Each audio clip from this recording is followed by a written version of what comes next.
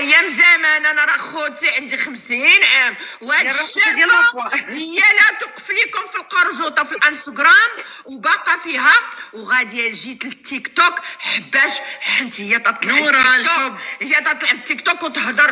مات لك الحوت اختي، مات لي الحوت، والدنيا هانيه والاستمراريه. انا ما تنطلع نجاوب على كري حتى تخرجي ديك الهضره. انت حقوده، راه المشكله كاينين الناس تيتسبوا وما يضروش بعضياتهم، هي تضر الانسان. انا والله العظيم كون ما هذا اللي حدايا الا ما عمر فمي يجي على فمها، ولكن هذا حتى هو تينسى تيطير في الدارجه. ولكن تبدا تخرجي انت تحطي الباطل على تامر الله ينعل الزمن تبوك. انا راه تنعرف ولاد القحاب مغاربه وما عمرهم يجبدوا المغرب.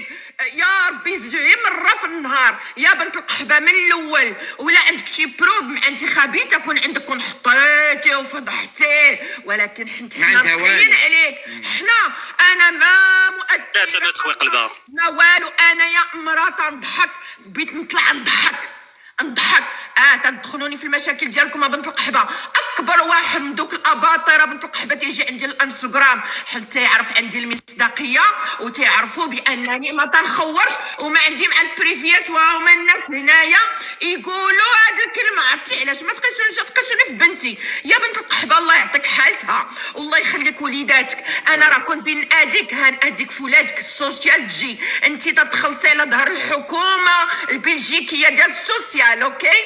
وزايده في التيك توك ها 30 مليون هنا وتتشمي كوني سيقول الخراشي يديروا ليها على السوسيال. كروفيتا الخنزه بعدي مني. انا راه انايا راه واخا تشوفيني هبيله راه الا حطيت زيدكم الدراري كتخبي الحشيش عندها في الدار ديال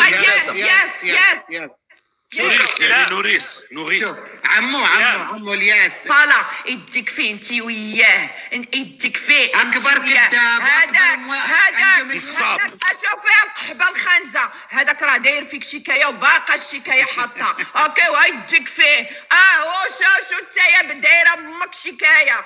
خليني ساكته. هاد الشرفه هادي اللي تحويك تحويها هي امثالها يا بنت القحبه. سيري ديري دايره بها الشكايه. ها تا هي دايره بها الشكايه. سميره اخوك الجوك. شوف عمو دابا بغات توصل لاخوك الجوك، توصل لسمير الداودي، ما عرفاش كيفاش. هي ما كاينش الصيف هذا العام، الصيف ما كاينش. لا هذا العام ماشي افي الحياه كامله. راهي دابا هذيك راه البريفيات البريفيات السلام عليكم فهمتيني.